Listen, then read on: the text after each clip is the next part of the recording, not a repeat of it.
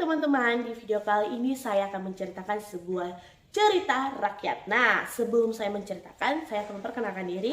Perkenalkan, nama saya Witri Litani Manurung dengan NIM 20261113, Prodi Informasi Perpustakaan dan Kearsipan. Nah, ini merupakan ujian akhir semester literatur anak dan remaja dengan dosen pengampu Bu Yona Primadesi SOS MHO. Nah, hari itu si Toba pergilah ke danau untuk memancing. Dia sudah lama menunggu ikan, tapi ikan tidak ada yang masuk ke dalam umpannya. Inilah dia. Ini agak teman-teman, dia menunggu, dia mau putus asa. Tiba-tiba umpan dia bergerak, ada ikan yang tersangkut dalam umpannya. Dia sangat bahagia karena dia sudah kelaparan, akhirnya dia mendapatkan ikan.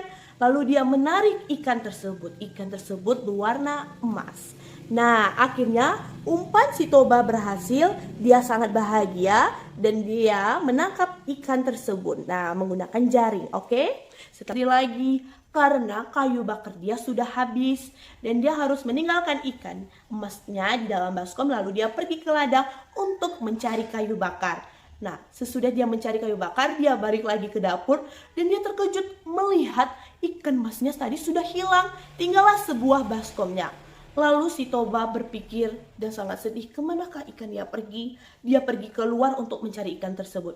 Lalu dia melihat wanita yang sangat cantik di belakang rumahnya. Dan Toba terkejut, "Hah, kamu siapa?" kata Toba. Lalu wanita itu berkata, "Hai, akulah ikan yang kamu cari tadi." Toba berpikir, ini tidak masuk logika. Aku tadi menangkap ikan, bukan seorang wanita yang sangat cantik. Lalu akhirnya Toba dengan perempuan itu berkenalan dan mereka berteman baik. Setelah itu Toba menarik melihat perempuan itu, mereka berdua menikahlah. Nah, di saat Toba terkejut melihat si cewek itu sangat cantik dan mereka tertarik untuk melakukan pernikahan. Mereka melakukan pernikahan secara adat, yaitu adat Batak Toba. Cantik ya. Ini Pidana yang mengandung seorang anak laki-laki yang cakep. Nah, Toba saat istrinya mengandung, dia semangat untuk pergi ke ladang menafkahi istrinya dan calon anaknya. Dia rajin ke ladang, berkebun, dan istrinya itu melahirkan anak laki-laki yang cakep, yang ganteng. Nah, diberilah nama anak si Toba Samosir. Tapi sayang, Samosir ini merupakan anak yang nakal dan pemalas. Kepada istrinya, kamu terlalu memanjakan anakmu, si Samosir.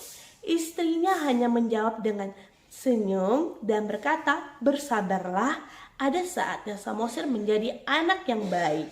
Lalu istrinya pergi menghampiri Samosir dan membujuk Samosir untuk mau mengantar makanan bapaknya ke ladang. Akhirnya pun Samosir mau. Di tengah-tengah perjalanan, Samosir melihat temannya lagi bermain. Akhirnya Samosir bermain dulu dan dia tidak mengantar makanan siang untuk bapaknya. Dia bermain, setelah bermain, Samosir merasakan kelaparan dan dia memakan bekal untuk bapaknya dan dia menyisakan untuk bapaknya. Lalu Samosir pergilah ke ladang dan melihat dari kejauhan bapaknya berteriak, "Hei Samosir, dari mana saja kamu?" Samosir tidak menjawabnya.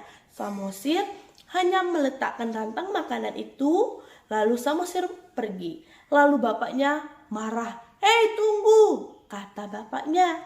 Lalu bapaknya marahlah kepada Samosir, "Kamu sudah di luar batas, dasar anak durhaka.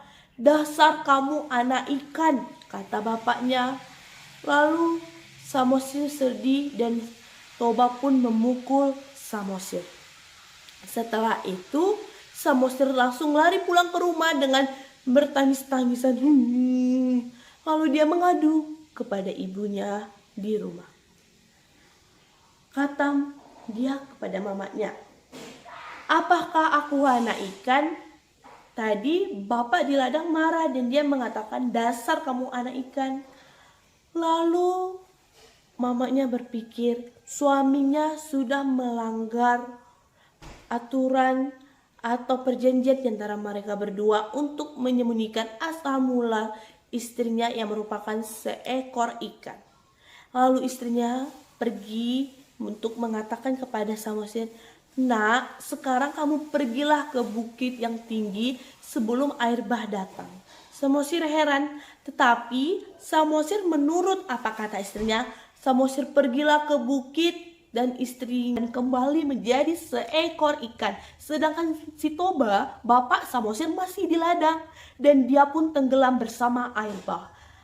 Air bah sudah menggenangi beberapa lembah dan kembalilah air bah menjadi sebuah danau dan Samosir tetap bertahan di pucuk bukit tersebut dan dia bekerja berladang. Pucuk bukit itulah menjadi pulau, sedangkan air bah yang bapaknya si Toba tenggelam menjadi Danau Toba. Nah, itulah asal mula Danau Toba. Dari air bah tersebut si Toba tenggelam, makanya diberi nama Toba atau sekarang terkenal Danau Toba. Sedangkan anaknya Samosir menjadi pulau, yaitu Pulau Samosir. Nah, itulah. Baik teman-teman, sekian saya sudah ceritakan cerita rakyat tentang asal mula Danau Toba. Semoga bermanfaat untuk teman-teman dan teman-teman yang sudah mengetahui Danau Toba, menarik untuk berwisata ke Danau Toba dan melihat tradisi budaya Batak.